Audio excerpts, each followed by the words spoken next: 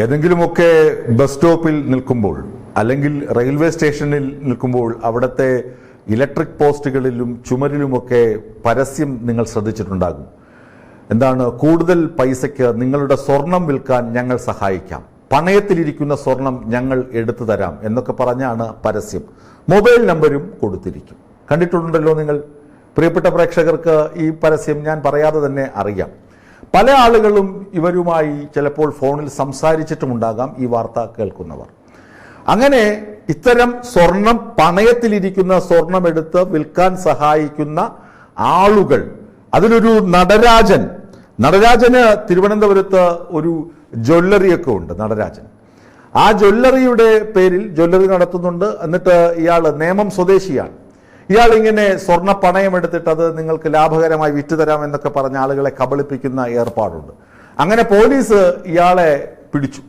പരാതിയെ തുടർന്ന് പോലീസ് അന്വേഷിച്ച് നേമത്ത് പോയി നടരാജനെ പോക്കി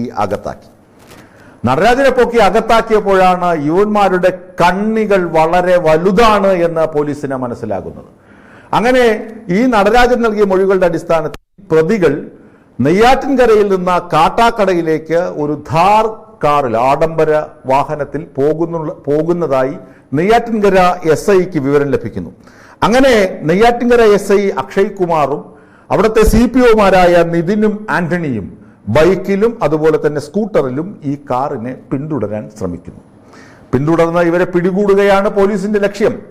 പക്ഷെ പോലീസിന് ഒരു ചെറിയ മണ്ടത്തരം പറ്റി. പോലീസ് ജീപ്പിൽ പോവുകയോ അല്ലെങ്കിൽ ഈ കാട്ടാക്കട മറ്റ് പല പോലീസ് സ്റ്റേഷനുകളിലും ഇൻഫോർമേഷൻ പാസ് ചെയ്ത് അവരെ വളഞ്ഞ് പിടിക്കുകയോ ചെയ്യണമായിരുന്നു. പക്ഷെ അവിടെ ഒരു വീഴ്ച സംഭവിച്ചിട്ടുണ്ട്.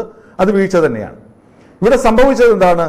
ഈ SIയും അതുപോലെ തന്നെ 2 കോൺസ്റ്റബിൾമാരും ഇവരെ ട്രേസ് ചെയ്യുന്നു. ഇവരുടെ പുറകെ പോകുന്നു, ചേസ് ചെയ്ത് പോകുന്നു, ഇവരെ പിടികൂടുക. അപ്പോൾ ആ കാറിനുള്ളിൽ ഇരുന്ന പ്രതികൾക്ക് മനസ്സിലായി പോലീസാണ് പിന്തുടരുന്നതെന്ന്. അവർക്കും വിവരം ലഭിച്ചു കാണും. മൊബൈൽ ഫോൺ വഴി ആരെങ്കിലും പോലീസിനെ ഒറ്റിക്കാണും.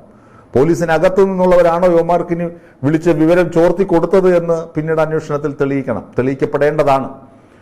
ഈ ബൈക്കിനെയും സ്കൂട്ടറിനെയും യുവമാർ ഇടിച്ചു തെറിപ്പിച്ചു. ഇന്നലെ ഉച്ചയ്ക്ക് 3:30 തിരുവനന്തപുരത്ത് മലയൻകീഴ് മാറനല്ലൂർ പോലീസ് സ്റ്റേഷൻ പരിധിയിലെ അംബേദ്കർ നഗറിലാണ് ഈ ക്രൂരത അരങ്ങേറിയത്. തലസ്ഥാന ജില്ലയിൽ ആഭ്യന്തരമന്ത്രിയുടെ മൂക്കിന് താഴെ എന്താണ്? സ്വർണ്ണ പണയമെടുത്ത് മറിച്ചു വിൽക്കുന്ന വൻ തട്ടിപ്പ് സംഘം. വ്യാജ സ്വർണം, അതായത് മുക്കുപണ്ടമൊക്കെ പണയം വെച്ച് സ്വർണ്ണ പണയ തട്ടിപ്പ് നടത്തുന്ന പ്രതികൾ.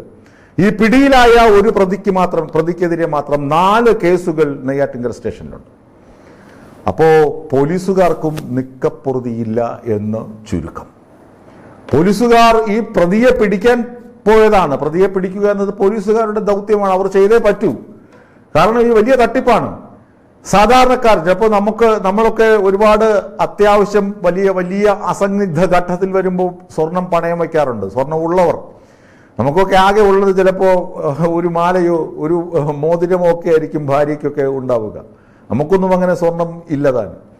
ഇതുകൊണ്ട് പണയം വയ്ക്കുന്നു. പണയം വെച്ചിട്ട് ഇതിന് കൊള്ള പലിശയാണ് സ്വകാര്യ ധനകാര്യ സ്ഥാപനങ്ങൾ ഈടാക്കുന്നത്. ഇപ്പോൾ മുമ്പ് കാർഷിക വായ്പാ ഇനത്തിൽ ദേശസാൽകൃത ബാങ്കുകൾ ഒരു പരിധിവരെയൊക്കെ സഹായം നൽകുന്നത് പോലെ സഹായിച്ച് ലോൺ കൊടുത്തിരുന്നു, ഗോൾഡ് ലോൺ കൊടുത്തിരുന്നു. ഇപ്പോഴതും ഇല്ല.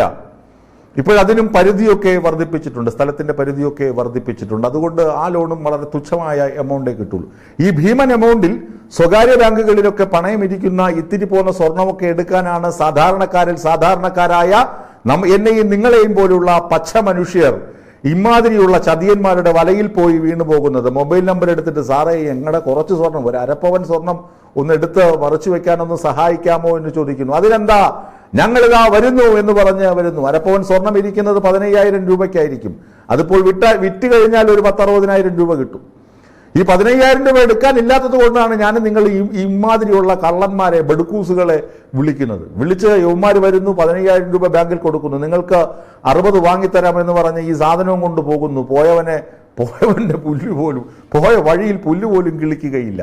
നമ്മുടെ അരപ്പവൻ സ്വർണവും പോയി. ബാങ്കിലെ കടം തീർത്തു തരും, 15,000 രൂപ കൊടുത്ത് കടം തീർത്തു. പക്ഷെ സ്വർണം 60,000 രൂപയുടെ സാധനം ഡിഷു പറഞ്ഞു പോയി. പിന്നെ എന്താണ്, പൊടി പോലും ഇല്ല കണ്ടുപിടി. അനിൽ സ്പ്രേയുടെ പഴയ ഒരു പരസ്യമുണ്ട്. അതുപോലെയോ ഇവനൊക്കെ പോയ വഴിക്ക് പുല്ല് കിളി എന്ന ഫ്രൈസ് ശൈലി പോലെയൊക്കെ നമുക്ക് അന്തിച്ച് കുന്തം വിഴുങ്ങി ദുഃഖിച്ചിരിക്കാനേ കഴിയുകയുള്ളൂ. അമ്മാതിരിയുള്ള തട്ടിപ്പുകാരെ പിടികൂടുവാൻ പോലീസിന് ഉത്തരവാദിത്വമുണ്ട്. അങ്ങനെയാണ് ആ പോലീസുകാർ അവന്മാർ പുറകെ പാഞ്ഞത്.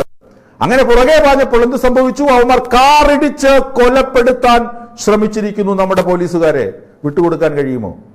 എല്ലാത്തിനെയും എണ്ണി എണ്ണി പിടികൂടണം. ചിലരെ പിടികൂടി എന്നാണ് അറിയുന്നത്. യുവമാരുടെ റാക്കറ്റിലെ സർവമാന തട്ടിപ്പുകാരെയും പിടിച്ച് അകത്താക്കണം. അകത്താക്കി കയ്യാമം വെച്ച് കോടതിയിൽ ഹാജരാക്കി കൃത്യമായും ശിക്ഷ വാങ്ങിക്കൊടുക്കണം. കേരള പോലീസിന്റെ തലപ്പത്തിരിക്കുന്നത് ശ്രീ രമേശ് ചെന്നിത്തലയാണ്. ഇത്തരക്കാരോട് അദ്ദേഹത്തിന് ഒരു മമതയും കൂറുമില്ല എന്ന് ആദ്യ ആഭ്യന്തരമന്ത്രിയായിരുന്നപ്പോൾ ഓപ്പറേഷൻ കുബേര നടത്തിയപ്പോൾ തന്നെ അദ്ദേഹം തെളിയിച്ചതാണ്. അതുകൊണ്ട് ഇമാതിരിയുള്ള തട്ടിപ്പൊന്നും അദ്ദേഹം ആഭ്യന്തരമന്ത്രിയായിരിക്കുമ്പോൾ കേരളത്തിൽ നടക്കുമെന്ന് തോന്നുന്നില്ല. അങ്ങനെ നടത്താൻ ശ്രമിച്ചിട്ടുണ്ടെങ്കിൽ, പ്രത്യേകിച്ച് പോലീസ് സേനയിലെ ആരെങ്കിലും അപായപ്പെടുത്താൻ ശ്രമിച്ചിട്ടുണ്ടെങ്കിൽ കൃത്യമായും ഈ കള്ള ബഡുക്കൂസുകൾ ജയിലിലാകുമെന്നതിൽ യാതൊരു തർക്കവുമില്ല. അങ്ങനെ തന്നെ സംഭവിക്കട്ടെ.